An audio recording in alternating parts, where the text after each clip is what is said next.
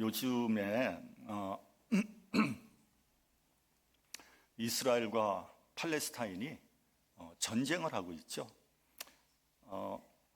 이 전쟁으로 전 세계가 양편으로 쫙 갈라져 버렸어요. 물론 이슬람권은 다 팔레스타인을 지지하고 있고요. 서방 세계, 유럽이나 미국 같은 데는 이스라엘을 지지하고 있죠. 그런가 하면 공산국가나 독재국가들은 좀 어정쩡한 스탠스를 유지하고 있습니다. 예를 들면 러시아나 중국 같은 나라는 그런 나라가 인권이나 인도적인 차원의 이런 거하고는 거리가 멀지만 이 문제를 인도적인 차원에서 풀어야 한다. 이렇게 주장을 하고 있습니다. 미국을 지지하고 있는 이스라엘을 지지하고 있는 미국이나 유럽 같은 나라들도 속내를 보면 복잡합니다. 다 같은 소리를 내는 게 아니에요. 대학생들이나 지식인들은 팔레스타인을 지지하고 있고요. 기득권층 혹은 백인층 혹은 기독교 계통에서는 이스라엘을 지지하고 있습니다. 다 자신의 이해관계에 따라서 지지하는 쪽이 다르죠. 심지어는요, 진보적인 유대인들은 이제 그만 가자 지구를 폭격을 그만해라 이렇게 압력을 가하고 있습니다. 우리 교단은 어느 쪽도 지지하지 않고 있고요. 다만 인도적인 지원만 하고 있습니다. 이렇게 의견들이 갈리는 것은 그만큼 역사적으로, 종교적으로, 문화적으로, 지리적으로 그 지역이 아주 복잡한 배경이 있기 때문입니다. 이게 단순하게 누가 옳다, 누가 그르다 이렇게 얘기할 수가 없는 거죠. 그 갈등의 뿌리는 우리가 알다시피 성경에서부터 찾을 수 있습니다. 하나님께서 이스라엘 백성들에게 가나안 땅을 주시겠다고 약속을 했잖아요. 가나안 땅에 살고 있었던 사람들은 어떻게 됐겠어요? 졸지에 쫓겨나게 된 거죠. 하기야 누가 땅 임자가 어디에 있겠습니까? 이 땅의 임자는 누가 뭐라래도 천지 만부를 창조하신 하나님의 것 아니겠습니까? 그래서 지금도 원칙적으로 유대인들은 땅을 사고 팔 수 없어요. 다만 그 땅에 거주할 뿐이죠. 땅은 하나님께 속한 것입니다. 제가 몇 주 전에 신명기를 본문으로 종되었던 것을 기억하라 라는 제목으로 설교했습니다. 하나님께서 너희들도 애굽에서 종으로 고통받지 않았느냐? 그러니까 가난하고 약한 자를 무시하거나 핍박하지 말고 함께 나누며 살라고 했습니다. 그 대상이 누굽니까? 고아와 과부와 나그네였어요. 그렇다면 지금 현 상황에서 약하고 가난한 자가 누구겠어요? 팔레스타인이란 말이죠. 더군다나 그들은 경제력과 힘이 없다는 이유로 졸지에 자신들이 살던 땅을 빼앗기고 지금 거대한 감옥 속에 갇혀 있는 형국이에요. 그래서 그 가자 지구나 웨스트 뱅크에 가면 거대한 콘크리트 벽으로 둘러싸여져 있어요. 거기를 나오려면 신분을 확인받아야 되고요. 허락을 받아야 되는 거예요. 자기네 땅에 살면서 그게 감옥이나 다름없지 않습니까? 거기서 왕래를 하려면 허락을 받아야 된단 말이죠. 이 얼마나 억울하고 분하겠습니까?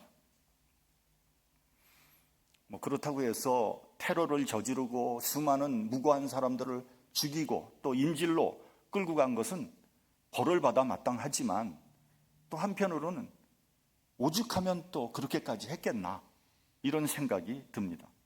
근데 분명한 것은 이제 그만 피를 흘리고 이 문제를 대화로 해결해야 된다는 거예요. 그리고 이제 그만 핍박하고 서로 돌보며 서로 나누며 살아야 합니다. 그렇지 않으면 이 전쟁은 아마도 무한 반복될 거예요. 팔레스타인 하마스는 군중들을 방패 삼아서 숨어서 저항하고 있고요.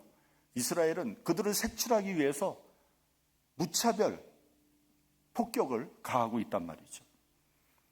그 와중에 수많은 노약자, 여성들, 어린아이들이 죽어가고 있는 거 아닙니까? 하나님은 우리를 사랑하십니다. 그리고 우리도 하나님을 사랑한다고 말합니다. 요한 1서를 보면 하나님은 사랑이시다라고 정의하고 있습니다. 또 우리가 서로 사랑하자, 사랑은 하나님께 속한 것이니 라고 말씀합니다. 우리가 사랑하기 위해서는 우선 구체적으로 인격과 인격의 만남이 있어야 되죠. 인격적인 만남이 없이 사랑할 수는 없는 겁니다. 또 인격적인 만남을 위해서는 반드시 대화가 있어야 되는 거죠. 대화적인 만남이 없이 진정한 만남은 이루어지지 않을 겁니다. 우리가 설사 수십 년을 같이 살았다고 해도 진정한 대화가 없으면 동숙이는 될 수 있을지 모르지만 부부라고 말할 수는 없습니다. 만남은 반드시 소통이 있어야 하기 때문입니다. 마음을 주고받을 수 있는 대화, 그리고 서로 통하는 그런 대화 가운데 행복을 느끼는 거고요. 서로 통하지 않으면 고독을 느끼게 되는 거죠.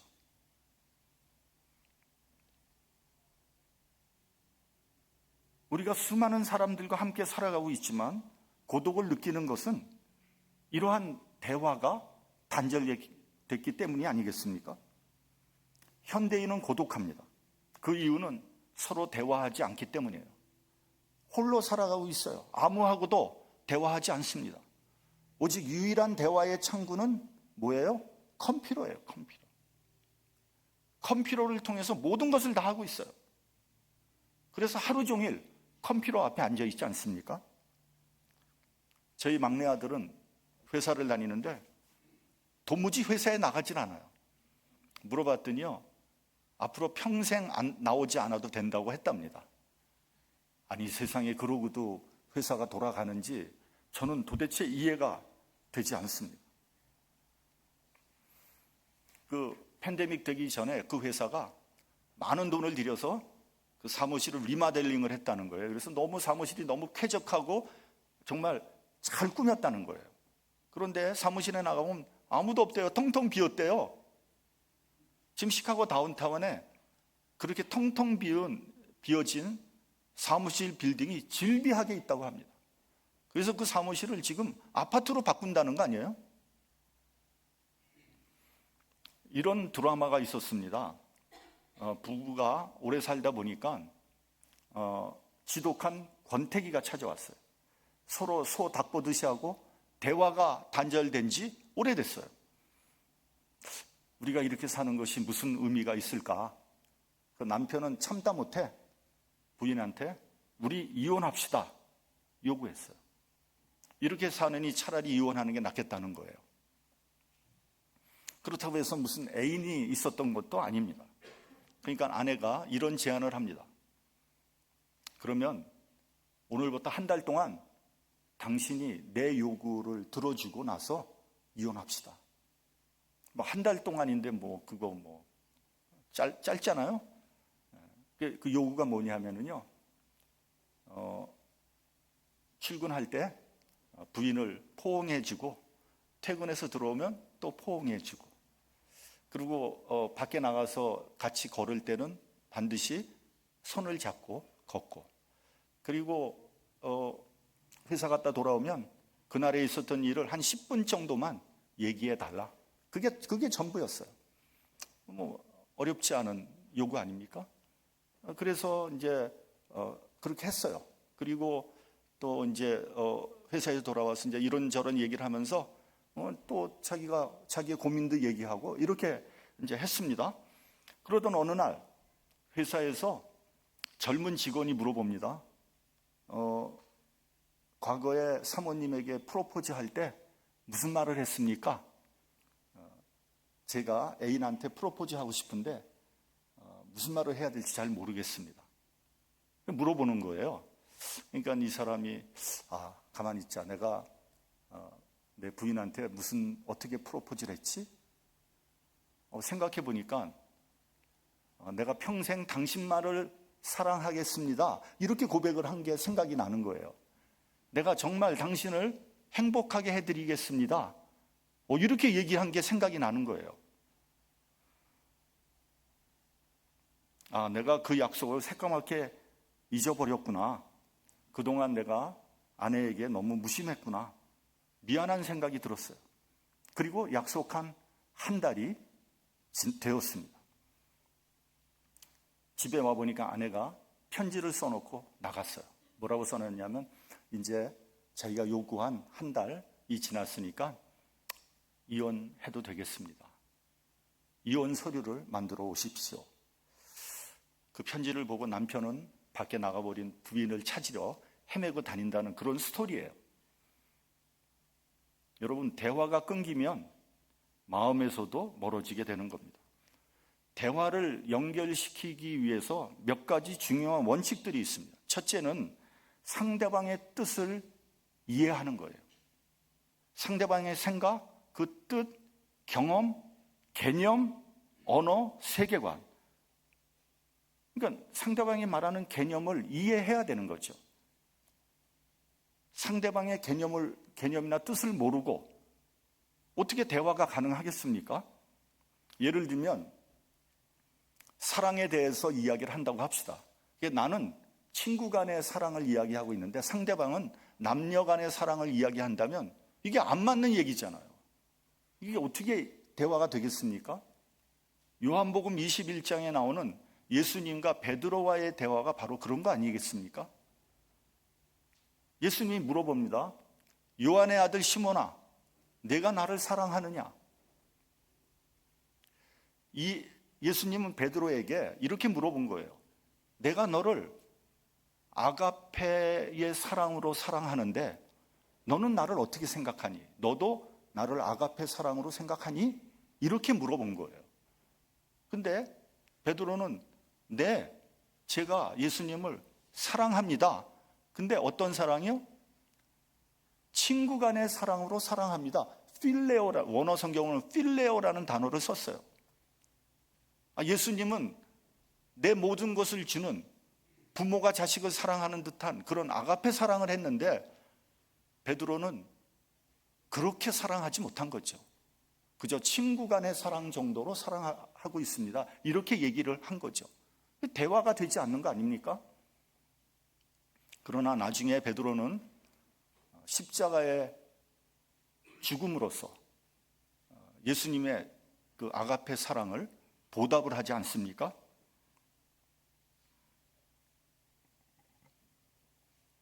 둘째는 상대방의 의견을 존중해야 됩니다.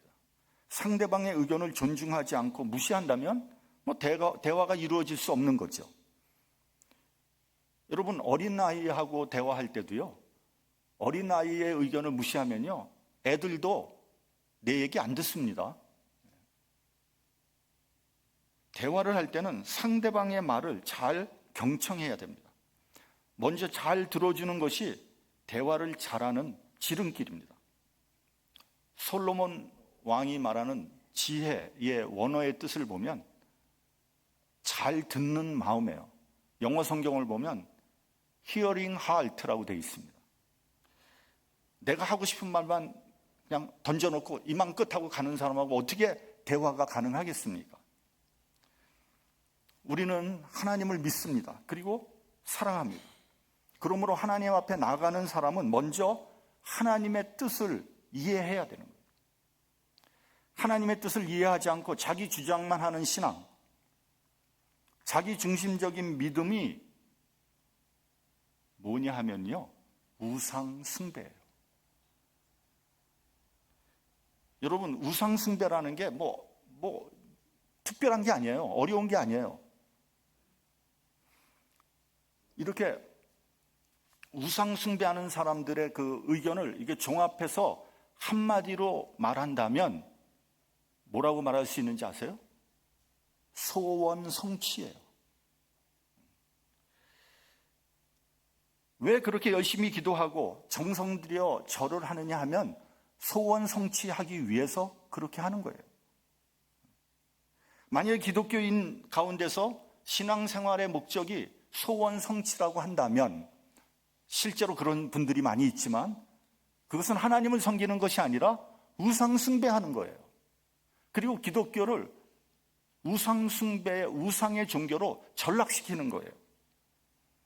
여러분, 우리가 간증하는 것도 한번 생각해 보시기 바랍니다.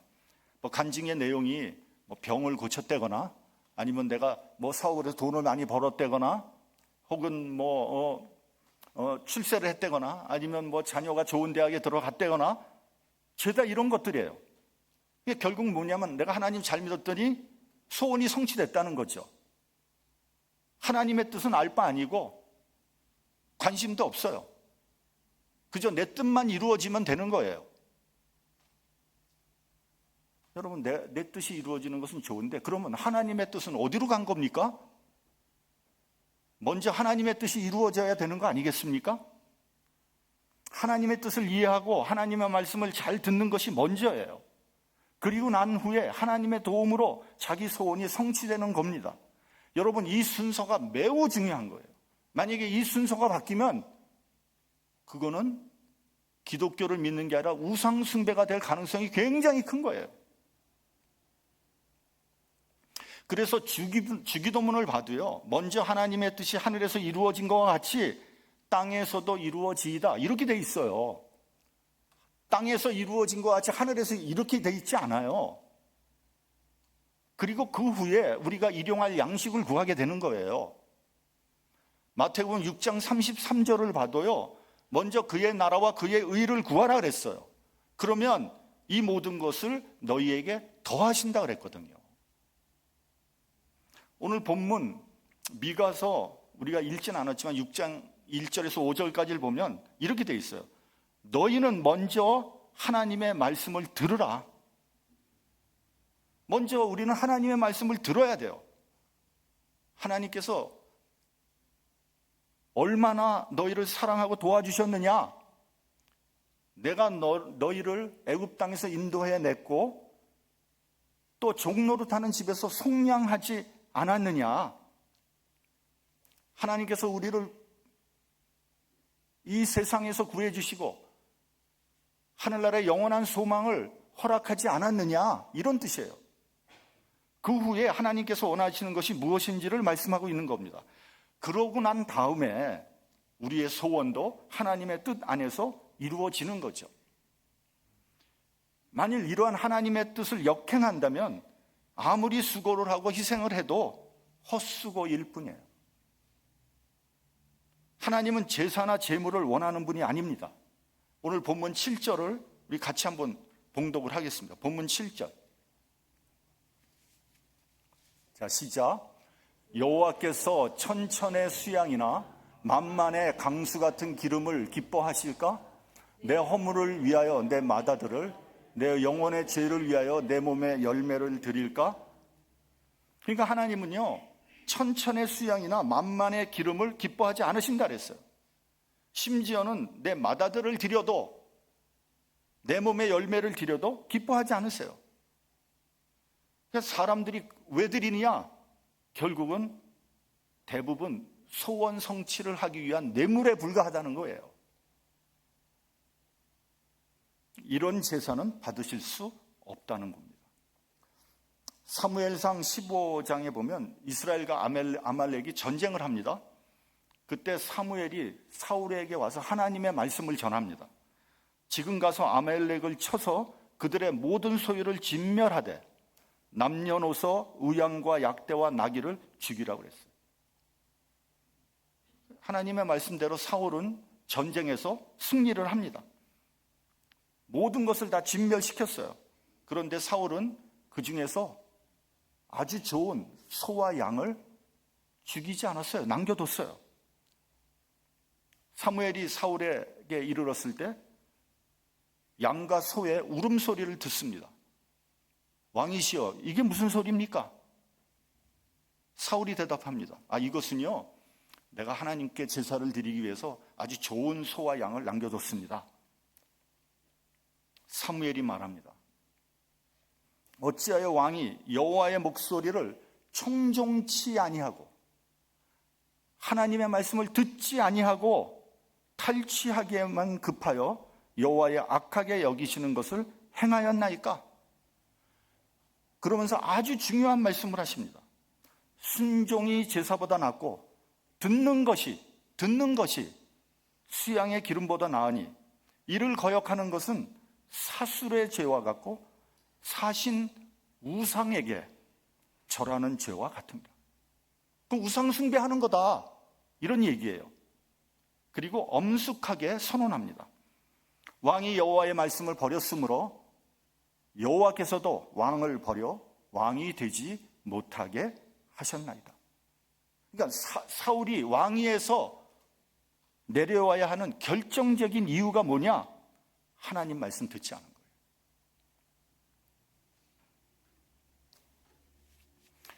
헤롯 대제라는 임금이 있었습니다. 근데 이 친구한테 왜 대제, The Great이라는 칭호를 붙였는지는 잘 모르겠습니다만, 이 사람이 어떤 사람이냐면은 예수님께서 태어나셨을 때 메시아가 태어났다 하니까 군사를 베들레헴으로 보내서 그 베들레헴의 2살 이하의 사내 아이들을 다 죽여버린 아주 잔혹한 자입니다. 그 요셉은 이를 미리 알고 식구들을 데리고 애굽으로 피신을 해서 화를 면했죠. 이 자가 예루살렘 성전을 지었습니다. 학자들은 아마 이 성전이 솔로몬 성전보다도 더 화려하게 지었을 것이라고 추측하고 있습니다. 헤롯이라는 자는 원래 이방인으로서 에돔 출신인데 유대인들의 환심을 얻기 위해서 하나님의 성전을 지었죠. BC 20년서부터 그 성전 터 위에 짓기 시작했는데 자기의 시대에 완성하지 못하고요. 이 성전은 그로부터 AD 63년경에 완성이 됐어요. 그러니까 무려 83년이 걸린 거예요. 예루살렘 성전을 짓는데 83년. 예수께서 이 성전을 보면서 이 성전을 무너뜨리면 뭐라 그랬어요? 내가 3일 만에 다시 세우리라. 이렇게 말씀하셨어요. 아니, 이 성전을 짓는데 무려 83년이 걸렸는데 그걸 불과 3일 만에 다시 세우겠다고요? 이러니까 유대인들이 당연히 반발할 수밖에 없었던 거죠. 물론 이 말씀은 예수님의 그 성전된 육체가 3일 만에 다시 부활한다는 것을 상징적으로 말씀하시는 것이지만 한편으로는 정치적인 목적으로 세워진 성전이 아무리 거창하고 화려하다고 할지라도 결국은 무너지고 말 것이라는 것을 암시한 말씀이기도 합니다. 과연 헤롯 성전은 완성하고 난 후에 불과 7년 후에, 그러니까 AD 70년에 디도 장군이 이끄는 로마 군사에 의해서 철저하게 무너지고 말았어요. 그러니까 무려 83년 동안 막대한 물량과 노력을 투입해서 세운 성전이 불과 7년 만에 무너져 버렸으니 얼마나 허무한 일입니까? 그러니까 여러분, 이게 무슨 말씀이냐면요, 하나님 뜻에 합당하지 않게 세워진 성전은 무너지고 만다는 것을 확실하게 보여준 사건이에요. 여러분, 교회라 그래서 다 안전한 게 아니에요. 교회도 하나님 뜻에 합당하지 않으면요, 하루아침에 문 닫게 되는 거예요. 그러면 하나님께서 원하시는 것은 무엇입니까? 우리 본문 8절을 같이 봉독을 하겠습니다. 본문 8절. 자, 시작. 사람아, 주께서 선한 것이 무엇임을 내게 보이셨나니 여호와께서 내게 구하시는 것은 오직 공의를 행하며 인자를 사랑하며 겸손히 내 하나님과 함께 행하는 것이 아니냐. 그러니까 오직 공의를 행하며 인자를 사랑하며 겸손히 내 하나님과 함께 행하는 것이다.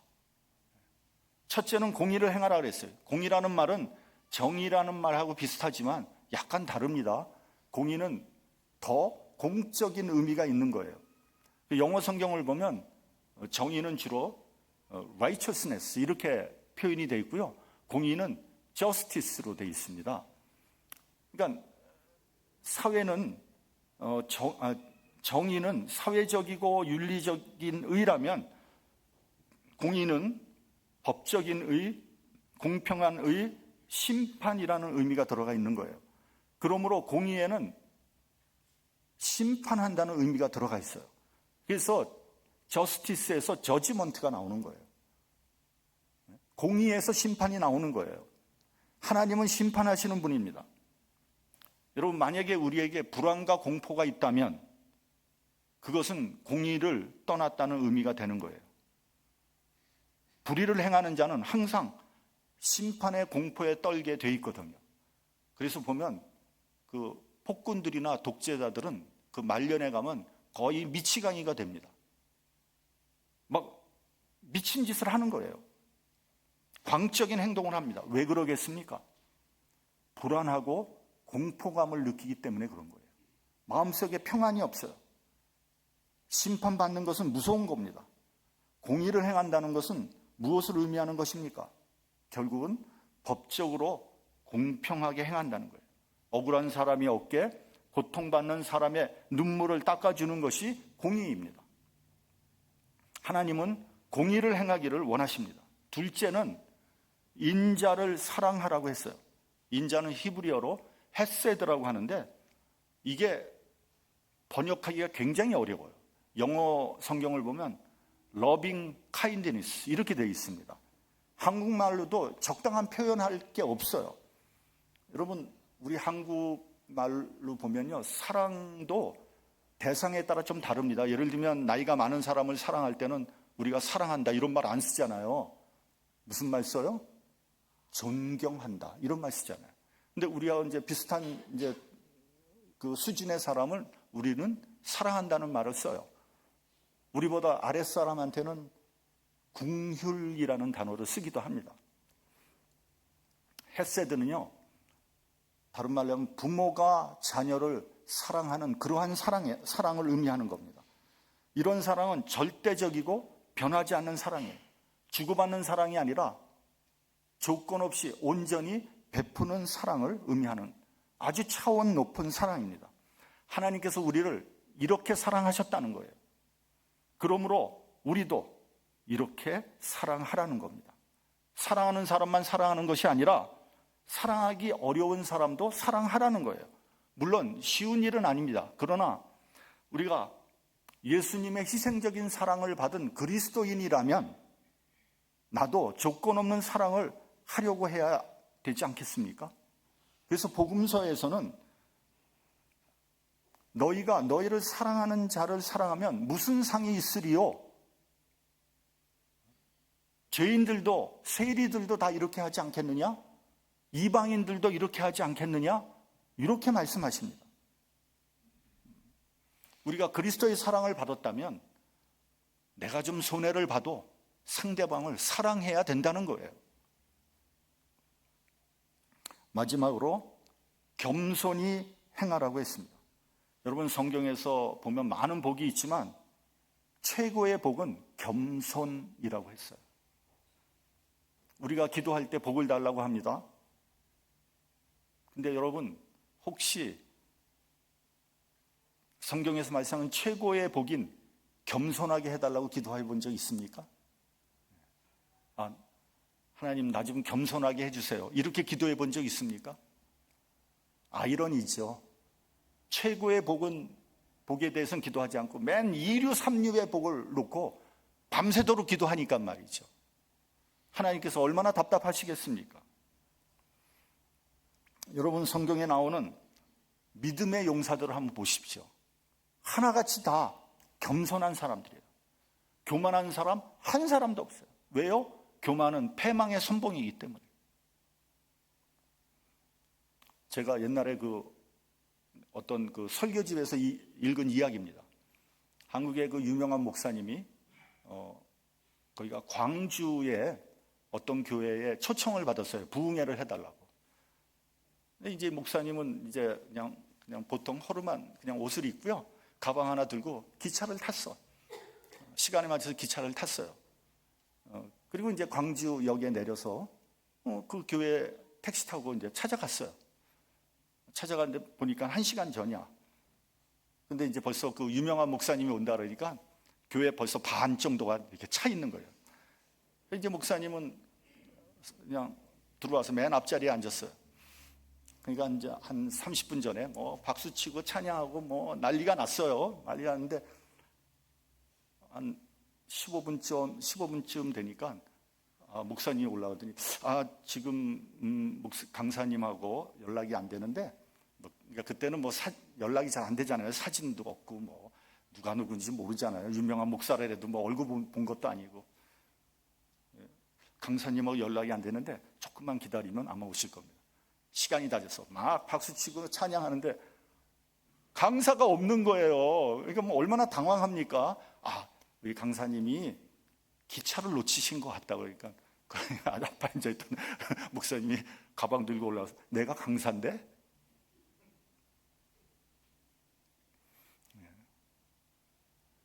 옛날에 목사님들은 그렇게 겸손했다는 거예요.